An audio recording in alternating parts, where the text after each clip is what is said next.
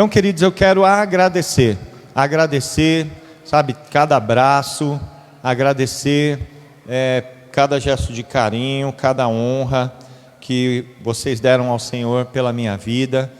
E assim, é pela graça e misericórdia do Senhor, né? E agora estou num papel de cada vez poder melhor servi-los, e vocês estejam sempre intercedendo para que eu possa cada dia ser usado pelo Senhor para abençoar a vida de muitos, amém? Que não vem de mim, mas vem do Senhor. E às vezes nessa semana tá diferente, né, para mim, né? Estava acostumado já, o pessoal me chamar por mestre, né? Aí nos primeiros dias, chamado de pastor, eu olhava procurando, né? Mas o pastor era eu mesmo, né? Ô pastor, aí eu olhava procurando o pastor, aí, ô pastor Daniel, sou eu. E alguns vêm, né? Mestre, pastor, não, perdão, é pastor. Não se preocupe, queridos, né? Você me chamar de irmão, de Daniel, de mestre, pastor, é tudo a mesma coisa. Mas eu entendo, né, que você queira honrar ao Senhor pela minha vida, e esse é um princípio de honra, mas não se preocupa não, tá bom? Continuo sendo a mesma pessoa, o mesmo Daniel, né? Mas agora com mais responsabilidades, mas é o Senhor que capacita.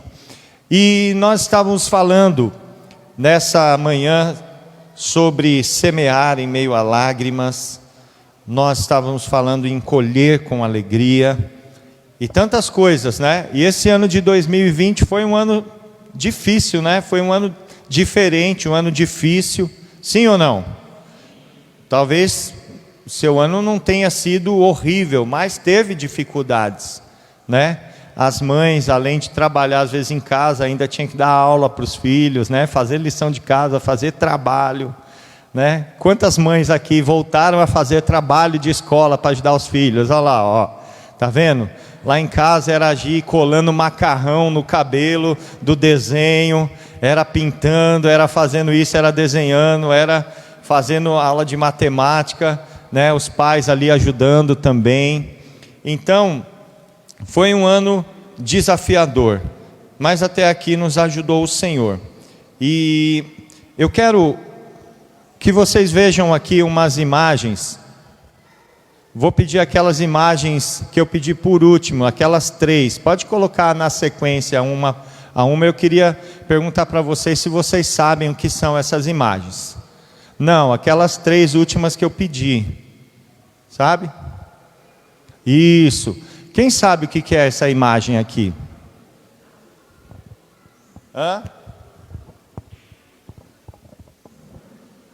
Alguém sabe? Então vamos para a próxima. E essa daí, quem sabe? Estátua da Liberdade, né? Fica onde a Estátua da Liberdade? Fica lá em Nova York, né? Nos Estados Unidos. A próxima. Quem sabe que imagem é essa? Fala alto aí que eu não estou entendendo. O obelisco fica onde? Em Ibirapuera, né? Então, o primeiro, volta para a primeira imagem aí. Esse aí é o Arco do Triunfo. O Arco do Triunfo fica lá na França. Lembra quando vocês passaram? Fica ali perto da Torre Eiffel, lembra? Passa pela Torre Eiffel, vira à direita ali, segue em frente. Lembraram agora? Tá vendo? Agora tem que ter, né? Porque coloca sem contexto, agora vocês lembraram. Passa a Torre Eiffel, vira à direita, segue em frente. Arco do Triunfo. O que tem em comum essas 3 imagens? Quem sabe dizer? São monumentos, né? Dinho, né? Muito observador, perspicaz, já são 3 monumentos. E para que serve um monumento, Dinho?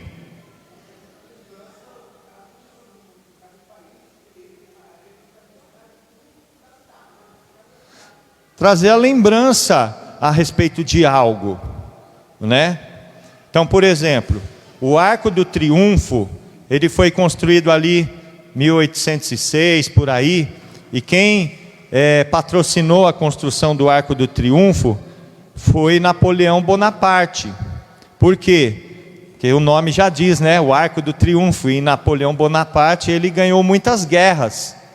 Então, para ficar registrado as vitórias que ele teve, as guerras que ele batalhou e venceu, ele pediu para que construísse esse arco. Olha como é grande, olha como é bonito. Está vendo o tamanho das pessoas ali, ó, da moto, das pessoas? E olha o tamanho, né? Eu não conheço pessoalmente, tá? Igual vocês que já foram lá, eu ainda não conheço pessoalmente, mas deve ser lindo, né? Olha que construção. Isso daí, quando as pessoas olham para essa construção, que é um monumento, as pessoas se lembram do quê? Das vitórias de Napoleão Bonaparte. Você conheceu Napoleão Bonaparte pessoalmente?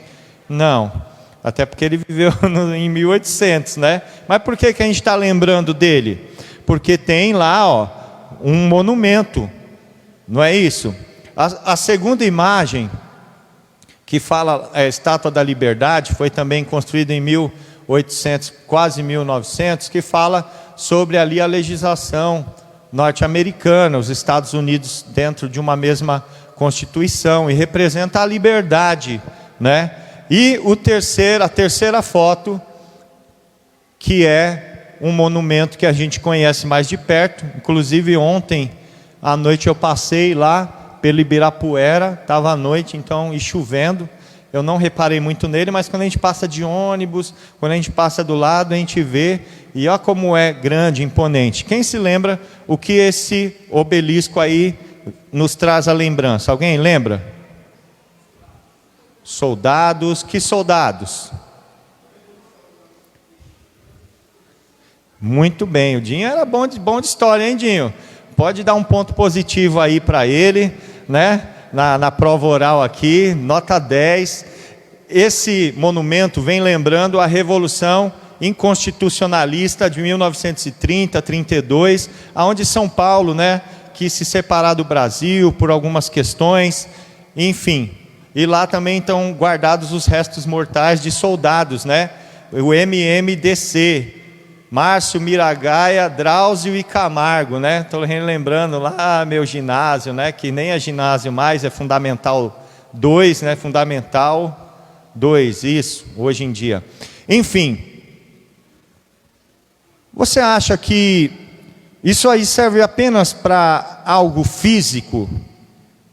Você acha que na nossa vida espiritual também é lugar para se ter monumentos? Sim ou não? Sim. É o que nós estávamos ouvindo Paulo falar de memoriais de fé. Enquanto aqui no físico a gente chama de monumentos, no reino espiritual a gente fala sobre memoriais de fé.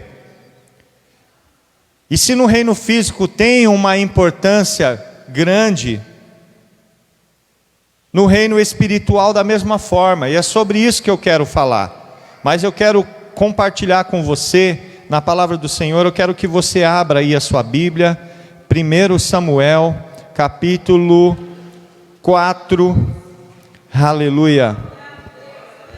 Nós vamos ler alguns versículos e eu quero simplesmente que o Senhor traga entendimento à sua vida, né? Nós vamos aqui tranquilamente, ministrando a palavra. Eu tenho certeza que o Senhor vai falando conosco naquilo que a gente precisa.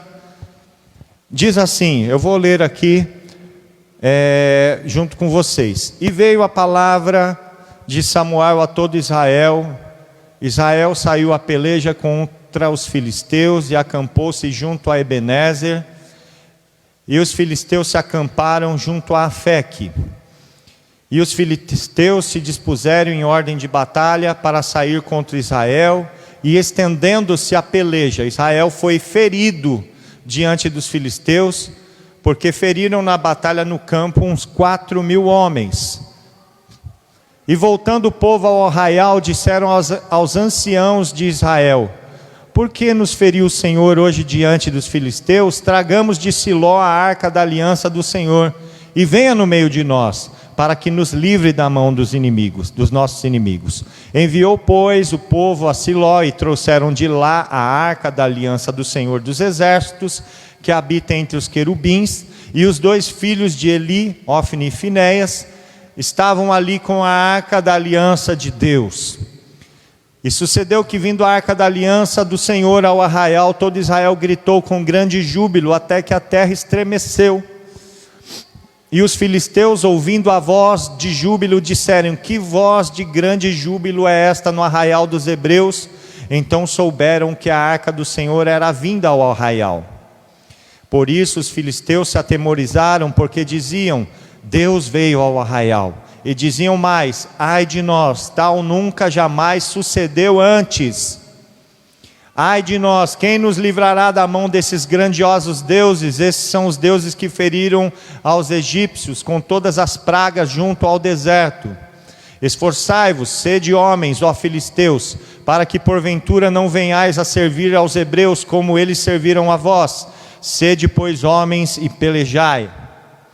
Então pelejaram os filisteus, e Israel foi ferido, fugindo cada um para a sua tenda. E foi tão grande o estrago que caíram de Israel 30.000 homens de pé.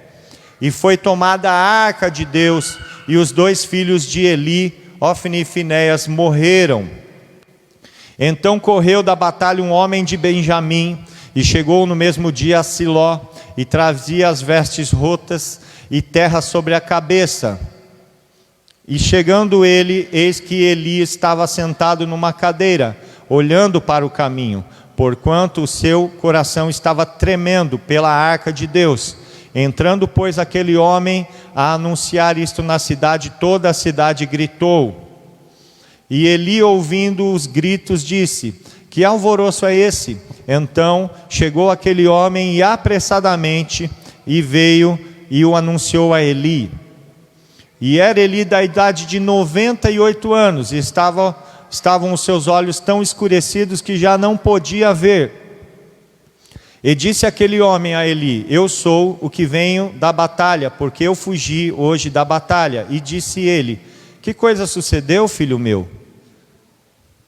Então respondeu o que trazia as notícias e disse: Israel fugiu de diante dos filisteus, e houve também grande matança entre o povo. E além disso também teus 2 filhos, Ofni e Finéias, morreram, e a arca do Senhor foi tomada. E sucedeu que, fazendo ele menção da arca de Deus, Eli caiu da cadeira para trás, ao lado da porta, e quebrou-se-lhe o pescoço e morreu, porquanto o homem era velho e pesado, e tinha ele julgado Israel 40 anos.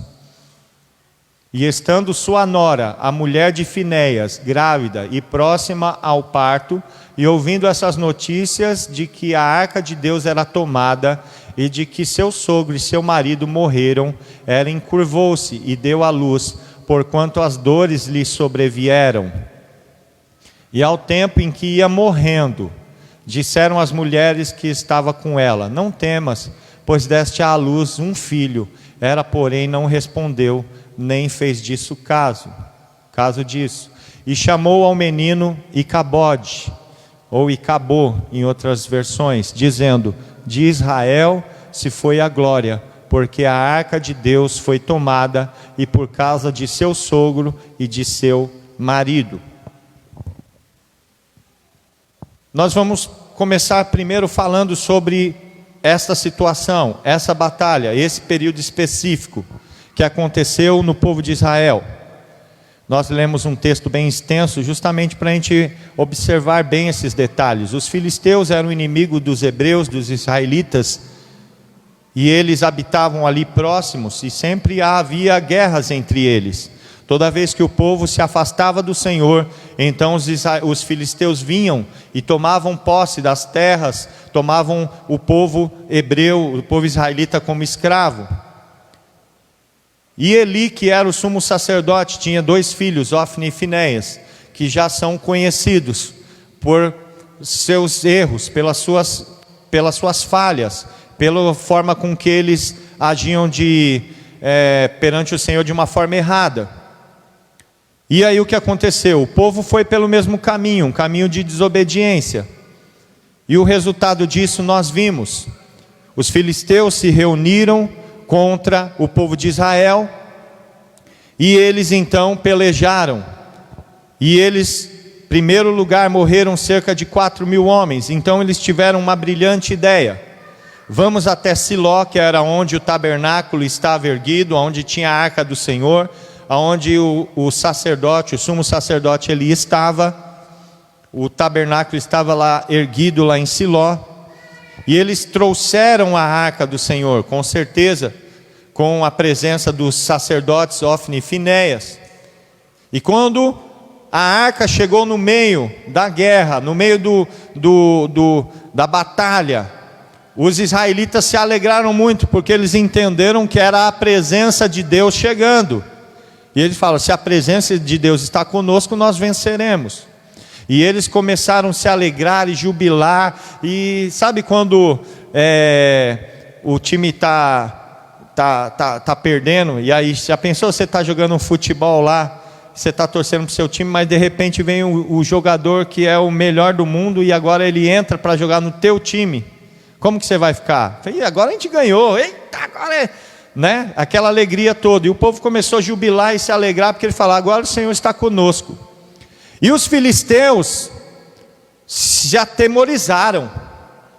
Que alegria é essa? O que está acontecendo? Mandou os espiões lá observarem, e chegou a arca. A arca chegou no meio deles, a presença de Deus chegou no meio deles. Ai de nós, ele não é esse Deus que derrotaram os egípcios, não é esse Deus que mandou as 10 pragas, e não vai dar para a gente não. E aí os capitães deles começaram: seja homem, não vai fugir não, a gente vai ser derrotado por eles, sem lutar, nada disso, vamos para cima. E tentou ali, levantar ali o moral dos guerreiros ali. E aí o que aconteceu? O povo de Israel estava todo animado, porque falaram: o Senhor está conosco. E os filisteus todos com medo, querendo fugir, mas os capitães ali segurando eles: não, vamos para a batalha, vamos tentar pelo menos.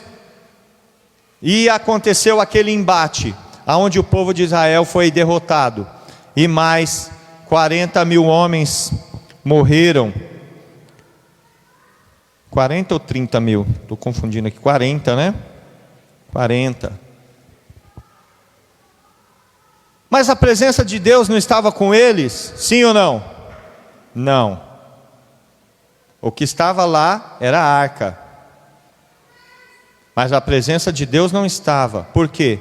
Ofni e Finéias não eram homens segundo o coração de Deus.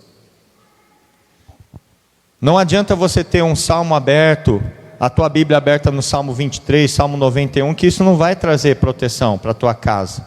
Não adianta você ter um crucifixo, não adianta você ter a terra santa de Israel, não adianta ter o sal atrás da porta, se a presença de Deus não estiver na tua casa. Não adianta você ter o nome de pastor, de mestre, de profeta, de evangelista, de líder de grupo de alívio. Não adianta você ter carteirinha de cristão, se a presença do Senhor não estiver com você. Quando você se mover, a presença de Deus tem que estar com você. Mas o que eu quero falar? Nós estamos falando sobre monumentos, memoriais de fé, sim ou não? E o resultado daquela batalha, quem pode resumir aqui? O que aconteceu naquela batalha? Que o soldado veio contando para Eli. Ele falou: o que aconteceu? E o que aquele jovem, aquele guerreiro falou para Eli? O povo foi derrotado, fugiu dos seus inimigos, foi derrotado. A arca foi tomada. Os 2 filhos morreram. Eli, quando ouviu aquela notícia, caiu para trás da cadeira. Era pesado de corpo, velhinho já, 98 anos, quebrou o pescoço e morreu. A esposa de Finéias ficou ouvindo que a arca foi tomada, o sogro morreu, o marido morreu, o cunhado morreu. Ela estava grávida, já se aproximando o dia, e vieram as dores de parto, e ela deu à luz a um filho, mas ela também não aguentou. E a vida dela foi se esvaindo, ela morreu ali no parto. Mas antes de morrer, aquelas que estavam ajudando ela falou: olha, não temas, você é um filho, é um menino, que era um privilégio muito grande naqueles dias ter um filho homem, porque ia levar toda a descendência, o nome da descendência à frente. Ela falou: você está dando uma luz a um menino, é um menino, seu filho é um menino. Não tinha ultrassom naquela época, não tinha chá revelação, tinha nada disso, era na hora, nasceu, olhou, e os pais descobriam ali na hora, era o parto revelação naquela época, né? Nascia e descobria se era menino ou menina. Hoje a gente tem ultrassom, exame de sangue, tantas coisas. E aí falou: é um menino, é um homem, vai levar o nome da sua família adiante. E ela não fez caso daquilo, ela estava com o coração tão amargurado que ela nem esboçou contentamento, alegria. Mas antes de ela morrer, ela deu um nome para aquele menino e chamou ele de Icabô, ou Icabode, que significa: foi-se a glória de Israel, porque a arca tinha sido roubada, tinha sido tomada. Roubada não, tomada. Esse menino, que tinha esse nome, tornou-se um memorial daquilo que tinha acontecido de ruim. O povo continuou escravo, e quando aquele menino começou a crescer, vou fazer uma ilustração tentando contemporaneizar com os dias de hoje. Olha que menino bonitinho. Quem é esse menino? Ele tem um jeitinho de triste, né? Quem é aquele menininho ali que está sempre meio tristinho no cantinho? Ah, é o Icabô. Sério? Por que deram esse nome para ele? Você não está sabendo, não? Não. Então, ele não tem pai nem mãe. É. Mas ele vive com um vô. Então, o vô dele também morreu no mesmo dia. Mas esse menino, ele tem um tio, então o tio também morreu no mesmo dia. Foi na batalha contra os filisteus, lembra? E quando tomaram a arca, aquele menino, aonde ele chegava, ele era um memorial daquele dia fatídico que aconteceu em Israel. Você já pensou uma criança órfã, porque o pai e a mãe morreram, o vô morreu, o tio morreu, talvez muitos parentes, porque 40 mil pessoas valentes morreram, os homens morreram, e aquela criança que cresceu sem o afeto dos pais, sem o afeto dos familiares, carregando um peso de um nome que representava que a presença de Deus havia se afastado dele e do seu povo. O povo agora vivia como escravo, como sendo subjugado pelos seus inimigos. As pessoas já não vinham a Siló para consultar o Senhor, porque o Senhor não estava lá, porque a arca tinha sido tomada. Um quadro de desgraça total, a qual Icabô representava, era um representante máximo daquela desgraça que aconteceu a Israel. Sim ou não? Você consegue imaginar isso? Você conhece alguém que é órfão de pai e mãe? Assim, de pequenininho, que já nasceu, um bebezinho que não tem pai nem mãe? Quem amamentou Icabô? Com certeza alguém o amamentou, mas não foi sua mãe. Ele teve a bênção do pai dele, cresceu com o pai? Não. Teve o calor da mãe, o afago da mãe, da família? Não. Quando as pessoas se referiam a ele, como que se referiam a ele? Ou foi-se a glória do Senhor? Vem cá, porque lá é assim. Lá e acabou, alguém chega lá e fala e acabou, que significa foi-se a glória de Israel. Esse era o nome dele. Uma criança que era um memorial do que tinha acontecido de errado nesses dias. E se passou um período de 20 anos nessa situação. E essa história parece até um pouco triste, né? É triste na verdade, né? Mas a gente está no final do ano, em ritmo de alegria, de festa. Por que falar sobre isso?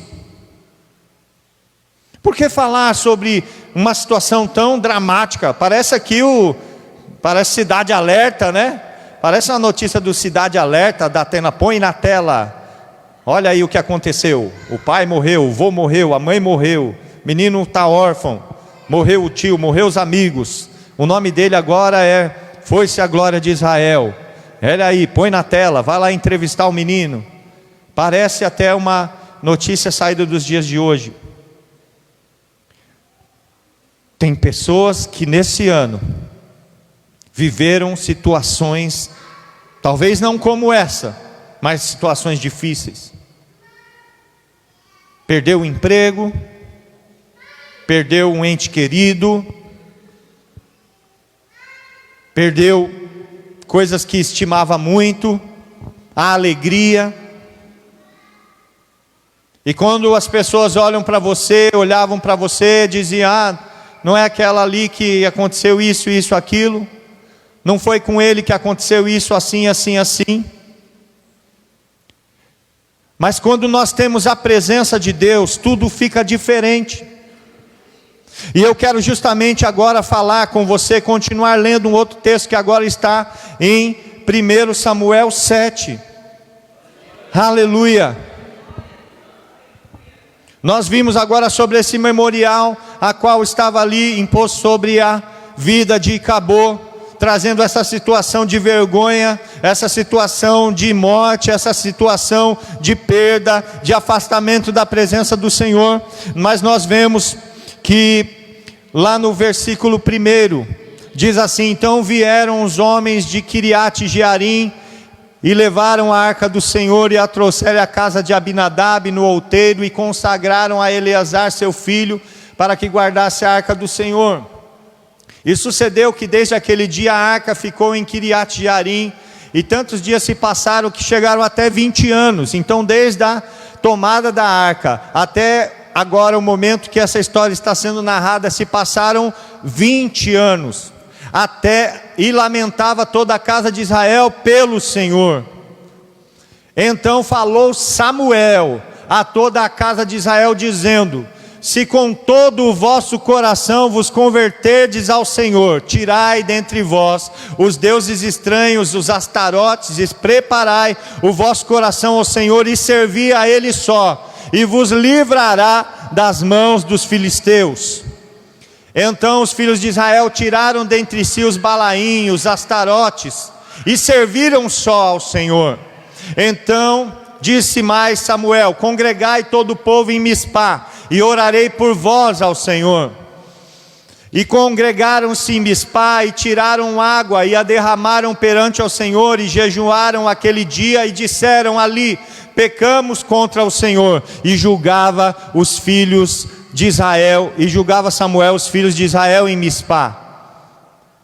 Ouvindo, pois, os filisteus que os filhos de Israel estavam congregados em Mispá, subiram os maiorais dos filisteus contra Israel.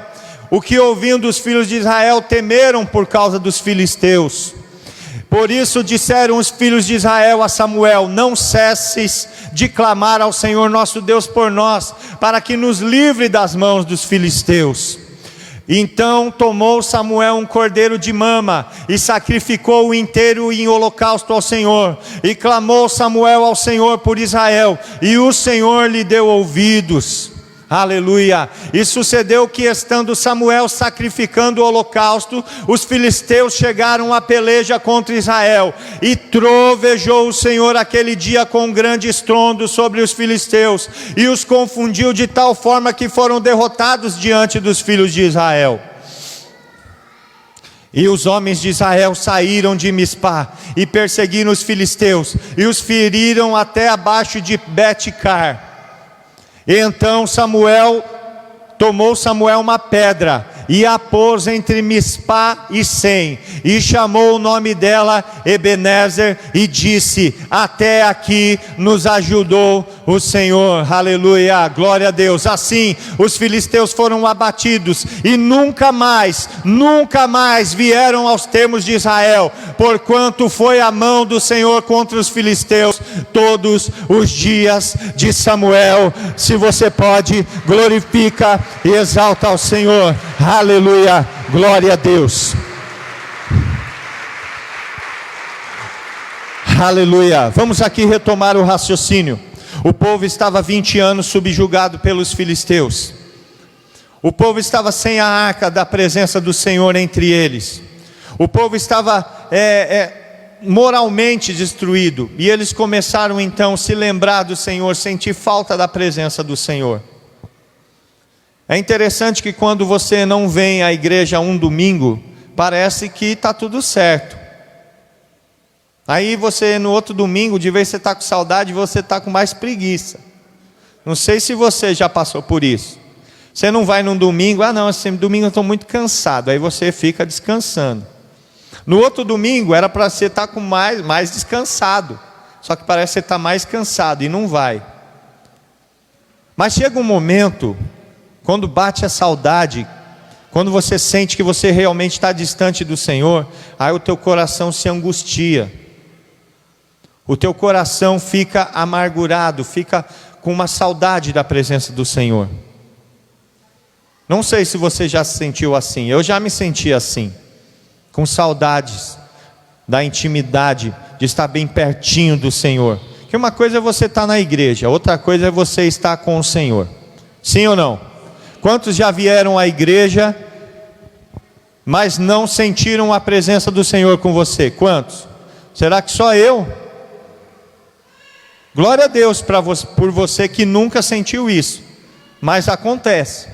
Você está lá no teu grupo de alívio, está aquela bênção, mas você está lá, mas não está conseguindo sentir a presença de Deus. E é uma coisa terrível. E o povo estava lá, sem a presença de Deus. E eles começaram a clamar ao Senhor. E Samuel, que era juiz,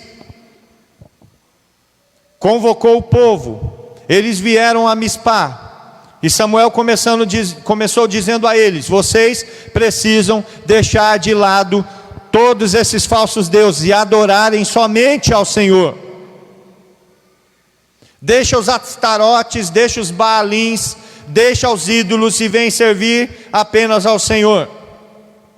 E hoje o Senhor também fala a mesma coisa a nós.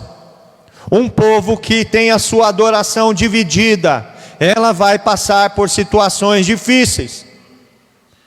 Mas a gente não adora Astarote, a gente não adora Baalins, não, imagens não, de jeito nenhum. Mas quais serão os ídolos que estão erguidos no teu coração? Será que é um time de futebol? Será que é uma série na TV ou nos canais de streaming? Será que é um famoso? Será a tua esposa, o teu esposo, os teus filhos? Tem pessoas que trocam a presença do Senhor por coisas tão banais. Mas eu não faço isso. Tem pessoas que maratonam séries, passam a noite toda assistindo uma coisa na televisão, mas não passam 5 minutos conversando com o Senhor. Quem é que está tendo a tua atenção? Quem é que está tendo a tua devoção? Um jogo do teu time, do coração você não perde, mas o culto, você pensa se você vai ou não. Quem está tendo destaque no teu coração? O aniversário de um amigo, de um parente, de alguém, você não perde por nada. Mas o culto da ceia do Senhor, se der você vai. Afinal, mês que vem tem outro. Você não passa um dia sem ver as redes sociais, sem acompanhar Facebook, Instagram, status do WhatsApp, Twitter e tantas outras plataformas de mídias sociais. Você não passa um dia sem ver, se atualizar como é que fala? Quando você está ali interagindo, né? De interagir com as pessoas nessa rede, mas você não pode passar 5 minutos do teu dia interagindo com o Senhor através da sua palavra. E aquelas pessoas estavam distantes do Senhor, sentiam a glória do Senhor distante deles. Mas Samuel foi, reuniu eles, e eles entenderam. E eles falaram: nós vamos adorar apenas o Senhor. Nós vamos deixar tudo isso de lado. Nós vamos deixar de lado tudo que rouba a adoração ao Senhor. E eles fizeram. E eles se reuniram. E Samuel começou a julgar o povo. Vinha um que tinha algo contra o seu irmão e chegavam até Samuel: sabe o que é? Ele pegou o boi que era meu. Não, aquele boi era meu, não era seu. Não, era meu, porque tinha uma manchinha. E Samuel falou: vamos fazer o seguinte então, vamos deixar esse boi com ele, tudo certo, dá um abraço aí, estão de bem, liga o dedinho de novo, tudo certo. E Samuel começou a julgar o povo. Houve ali discipulado. Falando em discipulado, quanto tempo faz que você não está com o seu discipulador, hein? Será que já faz uns 20 anos? Será? Igual o povo aí? Espero que não, né? Não temos nem 20 anos de igreja. Mas será que tem uns 20 dias?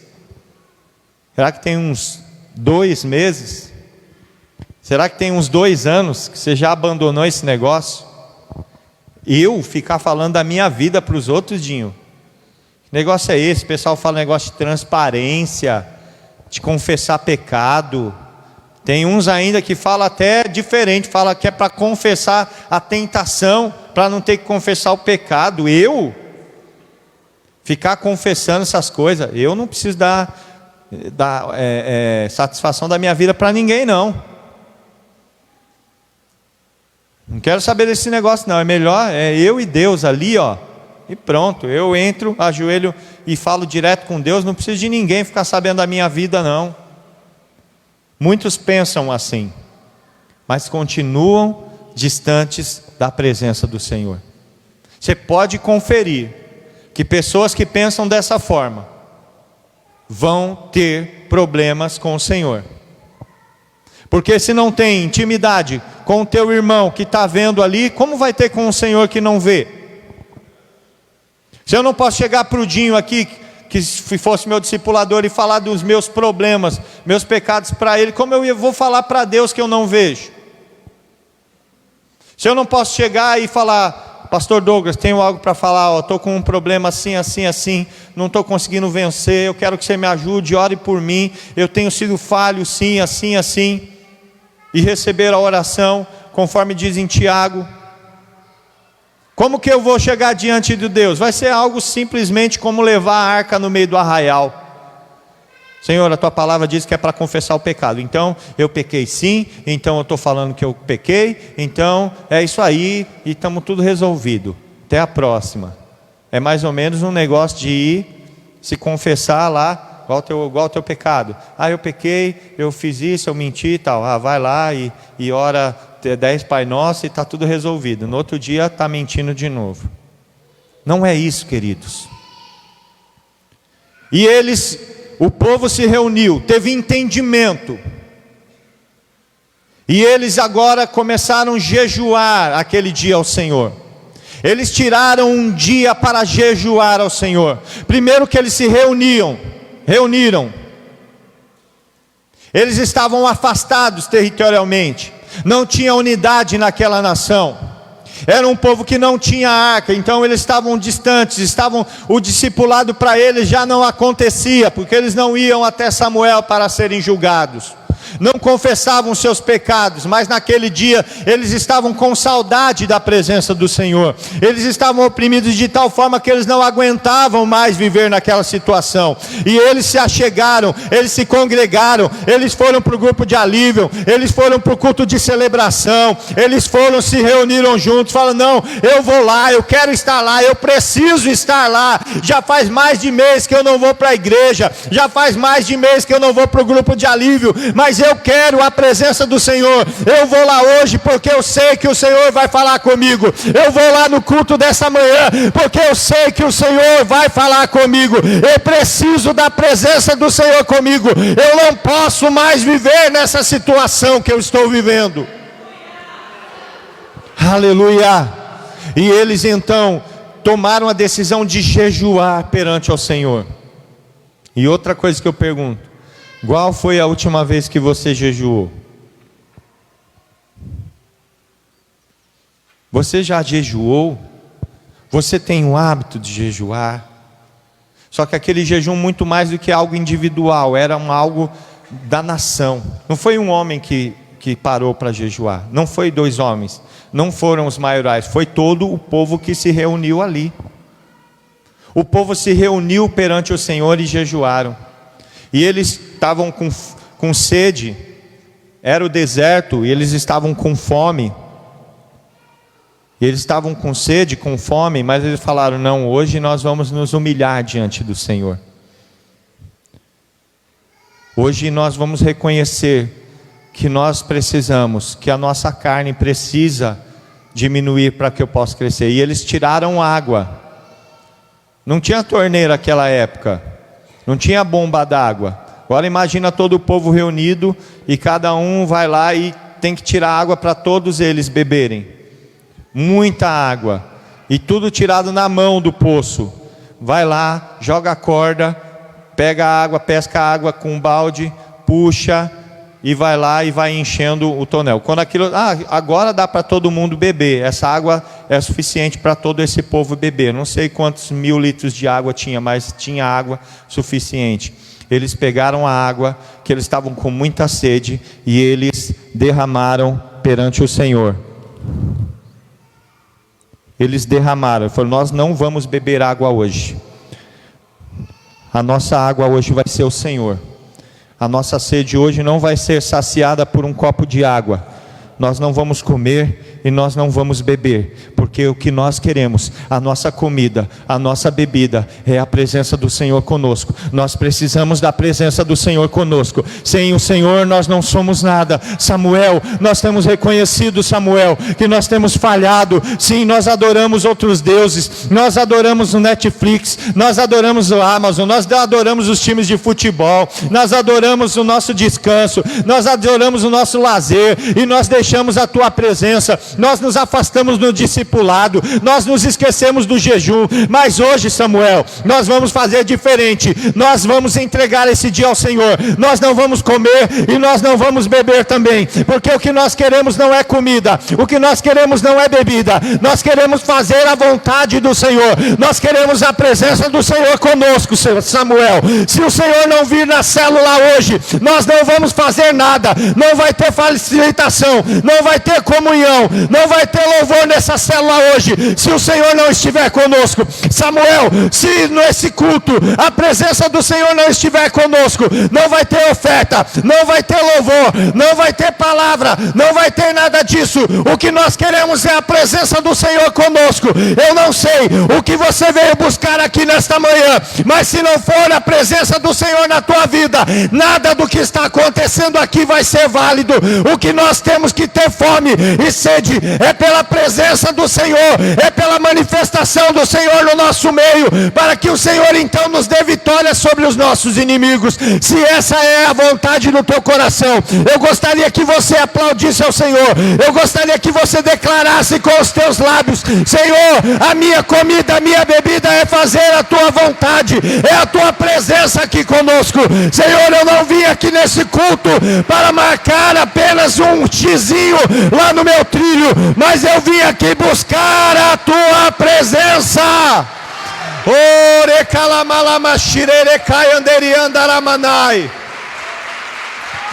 Ori andaralamalama shirerecai anderi andaramanai. Glória. E foi isso mesmo que aconteceu.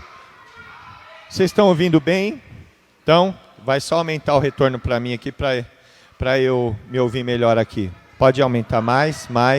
Aí, tá bom, obrigado. Aquele povo tão sofrido, aquele povo que estava tão distante, naquele dia foi tudo diferente. Eu não sei se eu estou falando, se o Senhor está falando essa palavra através da minha vida para uma pessoa, para 2 pessoas, para 3 pessoas, eu não sei quantos, mas eu tenho certeza que o Senhor está falando conosco. E quando então o povo estava reunindo, adorando, porque eles deixaram tudo. Nós não vamos jogar os baalinhos, as tarotes, tudo fora. As árvores de Natal, né? Quem ouviu na terça-feira aqui, quantos ouviram Perseverança especial de Natal? Tirou tudo. Jogou tudo. Eu vou adorar o Senhor. Querido, você pensa que é só você que tem que tirar essas coisas da sua vida? Não, pastor também tem que tirar também. Recentemente tinha um joguinho que me distraía bastante, um joguinho lá de ficar achando os parzinhos e tal, e você clica lá e destrói, tipo Candy Crush e tal, mas eu percebi que aquilo estava tomando muito meu tempo. Toda vez que eu estava cansado, vou descansar um pouquinho, aí sentava e pegava o joguinho, começava a jogar aquele joguinho bobinho, mas quando eu ia ver tinha passado 1 hora, 2 horas, e a Bíblia lá. Eu falei, quer saber, isso aqui está me roubando. Fui lá e desinstalei.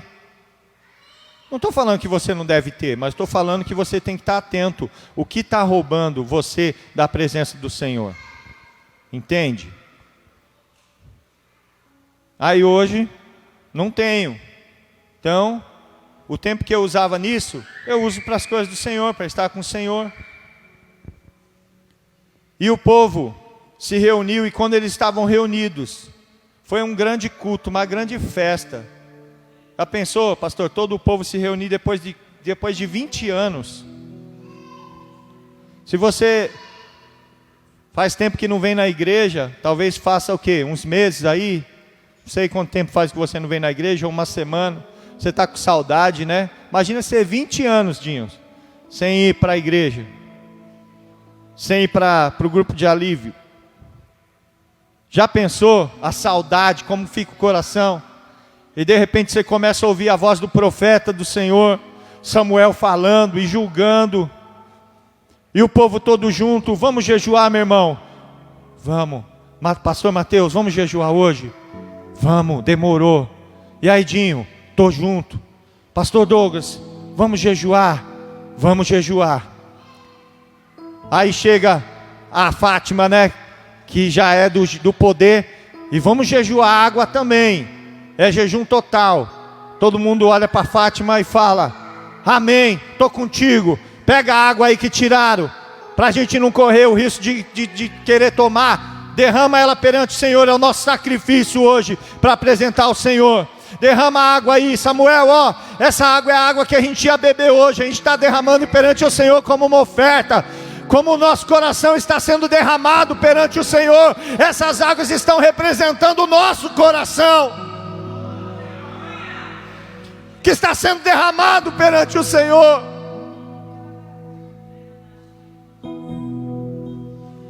E é interessante que sempre quando tem uma mudança na nossa vida, aí o diabo ele vem para acabar com a gente. Toda vez que você fala, não, agora vai ser diferente, agora eu vou fazer a obra do Senhor, agora eu vou para a igreja direitinho, agora eu vou seguir no discipulado, eu vou ser líder de célula sim, eu quero seguir e ser líder de célula, eu quero uma célula na minha casa, eu vou mudar, eu vou começar a ler a Bíblia, eu vou deixar de lado essas coisas que tem me roubado da presença do Senhor. Sempre que a gente toma uma decisão assim, parece que na semana que acontece isso, parece que tudo de errado que pode acontecer vem, o teu chefe quer te mandar embora, embora, o teu vizinho quer bater em você, chutar o seu cachorro, parece que no trânsito todo mundo está te fechando, querendo te fechar no trânsito, querendo bater no teu carro, a tua esposa, a tua família às vezes parece que é uma guerra, mas eu tomei a decisão de servir ao Senhor e agora parece que o negócio piorou. Já aconteceu isso com você? Já aconteceu de você vir de um culto cheio da presença do Senhor, mas quando chega na segunda-feira você tem um problemão lá na tua empresa? Já aconteceu isso com você? Faça assim com quem já aconteceu. E aconteceu com os israelitas naquele dia. Eles estavam no culto, eles estavam adorando. Odinho, quando você vai treinar lá, você vai pegar peso, fazer força o dia inteiro, você fala assim: hoje é o dia de eu não comer nada, porque hoje eu vou treinar muito. É assim? Cadê o Cido? Cido, quando você tem uma laje lá para encher, aí você fala: vou aproveitar hoje que eu vou encher a laje, virar a massa, puxar as latas na carretilha. Não é caminhão não, é tudo na mão mesmo, né? Pedreiro raiz, não é o pedreiro Nutella, não, que vem um caminhão e joga lá, né? E aí é só espalhar, não. Pega o saco de cimento, carrega de 2 em 2, joga lá, espalha a pedra, joga água, mexe a massa mole. A gente já falando, brincando com o servente lá, o pessoal trazendo e vai, ó. Aí fala: vou aproveitar hoje que eu vou encher uma laxa e vou jejuar. É assim? Você não consegue, né? Começa a passar mal, cai a pressão, dá dor de cabeça. Mas naquele dia que eles resolveram jejuar, os inimigos vieram, se juntaram, os maiorais, para acabar com a raça deles. Já pensou você ir para a pancadaria, falando, né, na gíria aí, na pancadaria em jejum? Já pensou você ir para uma batalha com fome e com sede? Dá?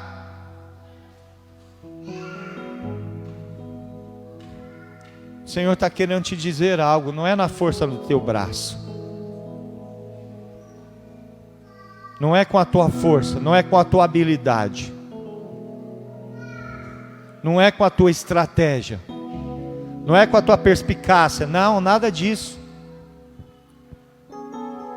Sabe o que aconteceu? Eles estavam lá adorando, eles estavam cultuando, eles estavam se humilhando perante o Senhor, e Samuel estava julgando o povo, trazendo eles. Samuel foi e estava julgando o povo, e de repente o atalaia: Samuel, os filisteus estão vindo aí, o exército está chegando aí.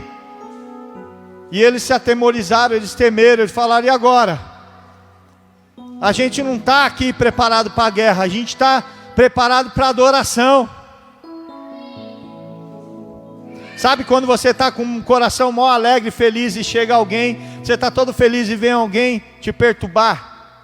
Você está mó feliz com a célula, aí chega no final da célula, vem alguém e fala: ó, é o seguinte, chega o teu vizinho, você está mó feliz com a célula, é o seguinte, os caras aí, ó, que vem na tua casa aí, fica pondo o carro aqui, ó, da próxima vez pôr o carro, eu vou furar todos os pneus aqui, tá sabendo? Vocês ficam atrapalhando, você não está preparado para arrumar confusão com ninguém. Você está com o coração alegre, está com o coração quebrantado, mas parece que o diabo, ele sabe, e ele vem tentar te abater. E eles correram para Samuel e falou: Samuel, os nossos inimigos estão vindo aí, eu acho que é hoje que eles vão acabar com a gente. Não cessa de orar por nós, intercede por nós. Você vê o princípio da paternidade, pastor Douglas. Eles entenderam Samuel como um pai espiritual, eles chegaram a ele e falaram: não cesse de orar por nós, intercede por nós. Eu sou do tempo, e eu creio que esse tempo ainda é hoje, que quando eu vou fazer uma viagem, eu ligo para o meu discipulador e falo: olha, eu estou querendo viajar assim, assim, assim, você me abençoa para ir? Sim, pode ir na bênção. Então você ora por mim. Eu sou do tempo que quando eu preciso me ausentar, eu chego para o meu discipulador, para o meu pai espiritual, e falo: olha, eu vou precisar me ausentar, assim, assim, eu posso? Será que é possível? Sim, você pode. Você me abençoa. Eu te abençoo, vai na bênção. E o povo chegou até Samuel e falou: Samuel, os inimigos estão vindo aí, eles querem acabar com a gente. Ore por nós, Samuel. Interceda por nós. E Samuel então foi, pegou um cordeiro que ainda mamava e ofereceu ele inteiro como oferta ao Senhor, porque agora não era algo pela metade, não era algo parcial, a adoração já não estava dividida, porque o povo já tinha convertido seu coração e derramado seu coração perante o Senhor. E ao tempo que ele sacrificou, e vieram os filisteus correndo com a espada na mão, com lança na mão, com cavalos, com tudo, com canhão, com metralhadora, com bomba atômica, com tudo que eles tinham direito, para destruir o povo do Senhor, para destruir a porção do Senhor. A Bíblia nos relata que o Senhor trovejou naquele dia. O Senhor trovejou de uma forma tão sobrenatural que o inimigo ficou amedrontado. Pode colocar aí. Pode aumentar um pouquinho mais.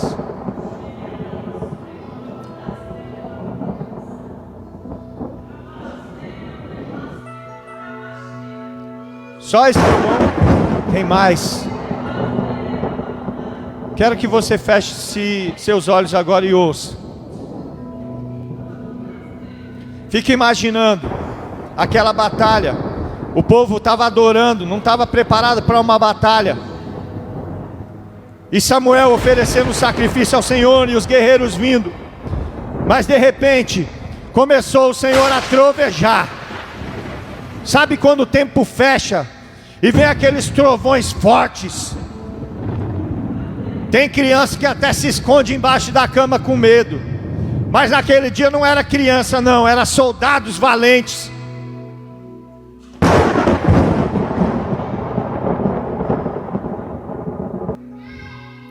Sabe o que o Senhor está querendo dizer? Que o Senhor vai trovejar sobre a tua vida. O Senhor vai trovejar sobre a sua vida. Os teus inimigos serão dissipados, porque o Senhor vai trovejar hoje. Eu não sei qual a situação de guerra que você está vivendo. Eu não sei qual as lutas que você está passando. Mas eu te libero uma palavra profética nesta manhã. O Senhor está trovejando sobre os seus inimigos. Ele está amedrontando os teus inimigos.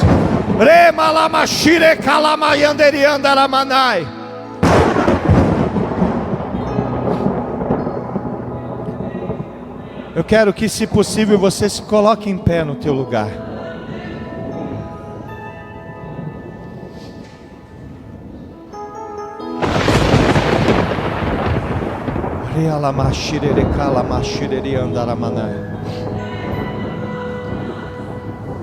O povo se rendeu em adoração.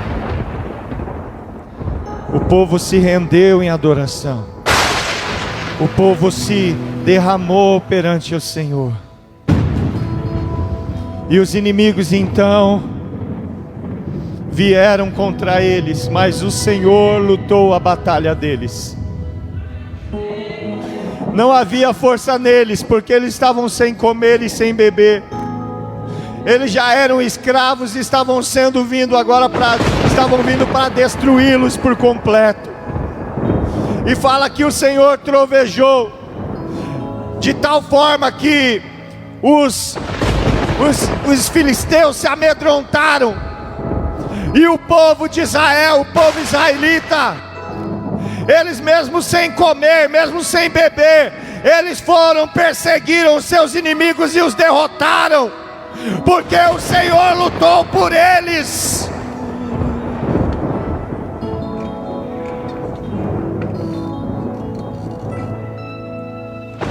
nós vamos fazer algo que foi feito naquele dia.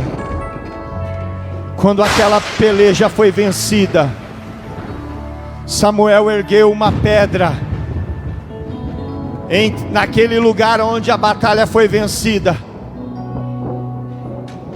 e colocou o nome de Ebenezer, dizendo: até aqui nos ajudou o Senhor. E eu quero que você, nessa manhã, você que talvez já viveu um tempo de Icabô, um tempo aonde você sentiu e passou por muitas derrotas, muitas vergonhas, e o inimigo veio para te destruir por completo, mas hoje vai ser o dia de você avançar sobre os teus inimigos. Hoje vai ser o dia de você perseguir os seus inimigos, e nós vamos estabelecer o nome desse culto como Ebenezer. Até aqui nos ajudou o Senhor. E nós vamos declarar: até aqui nos ajudou o Senhor. Só que nós vamos fazer um ato profético. Nós vamos fazer um memorial de fé. E você vai fazer o seguinte: da mesma forma que os israelitas perseguiram os seus inimigos. Perseguir fala em correr atrás. Perseguir fala em ir de encontro, para pôr, para fugir. Sim ou não? Perseguir não é isso? Sim ou não? E você vai sair do teu lugar profeticamente. Você não vai vir até aqui à frente ao altar. Você vai vir perseguindo os teus inimigos que estão fugindo de você. Talvez você esteja vivendo com problemas de imoralidade.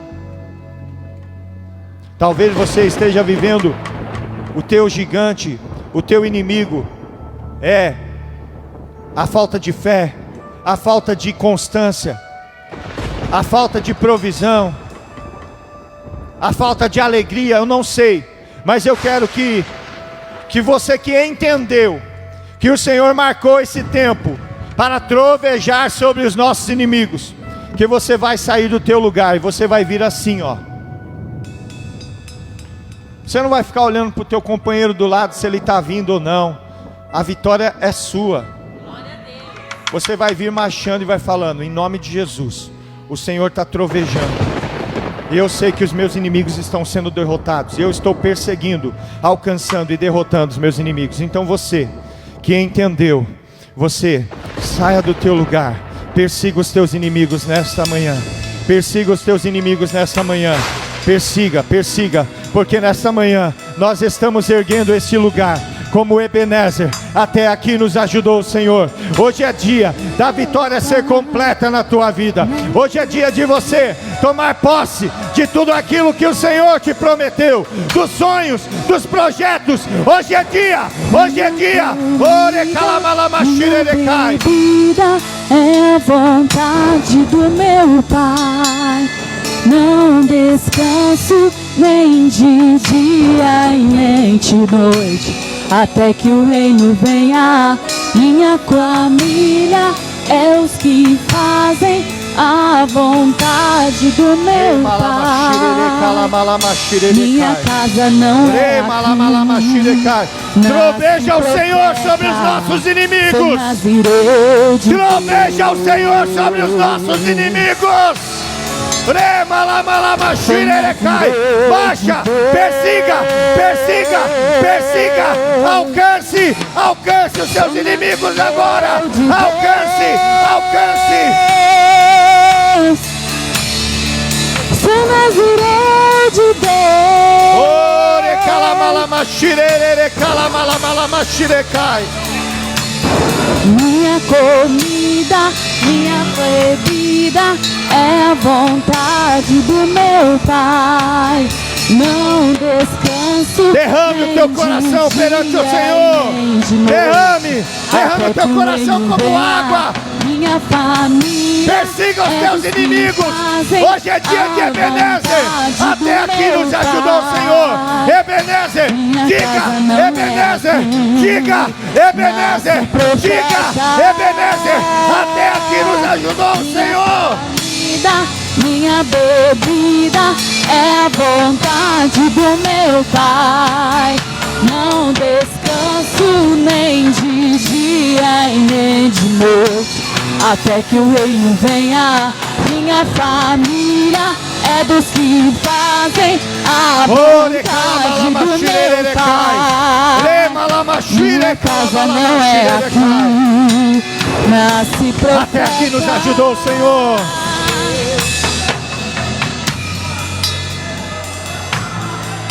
O Senhor está trovejando sobre nós hoje. Aleluia! Trovejando.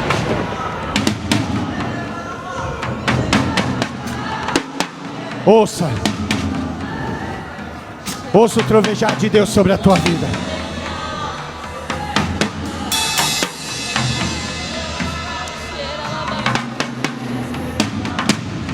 O Senhor está trovejando sobre nós aqui.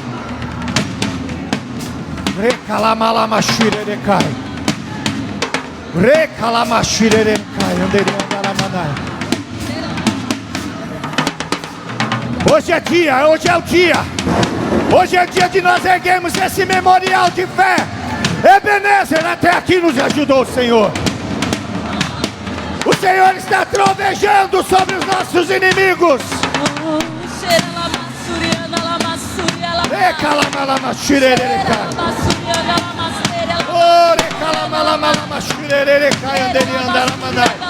Sinta aí, sinta a tua liberdade chegando. Sinta agora a tua liberdade chegando. Começa a marchar agora. Começa a perseguir os teus inimigos. Vamos marchando.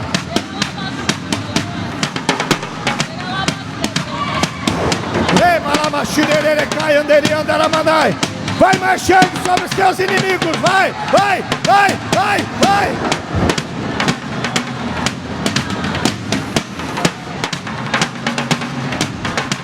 O Senhor está trovejando sobre nós aqui.